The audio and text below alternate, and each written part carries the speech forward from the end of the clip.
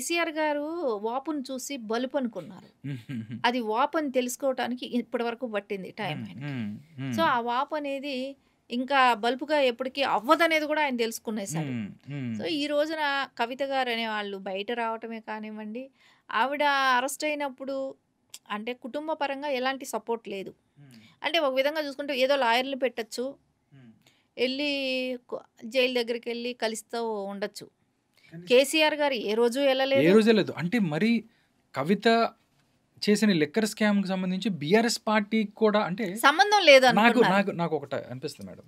జగన్మోహన్ రెడ్డి గారు, కేసీఆర్ గారు ఎవరైతే ఉన్నారో వాళ్ళు ఈళ్ళందరూ కూడా కుటుంబానికి, పార్టీకి ఏదైనా జరుగుతుందంటే కుటుంబ సభ్యులను కూడా పక్కన వదిలేస్తారు. పక్కన పెట్టేస్తారు. పెడతారు. వాళ్ళనేమన్నా వాళ్ళు బలి పశువుల్ని బలి చేస్తారు. పశువులు చేస్తారు. వాళ్ళెంతనకైనా వాళ్ళు అట్లాగుంటారు. అది ఖచ్చితంగా మనం ఇద్దరు అంటే చూసాం. అక్కడ ఇద్దరిది అక్కడ ఆలోచన షర్మిల, ఇక్కడ కవిత.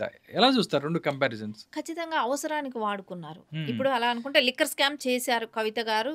మేబీ అనుకుందాం చేశారు. చేసినప్పుడు కాళేశ్వరం స్కామ్ ఇంకెంత పెద్దది? అవునవును.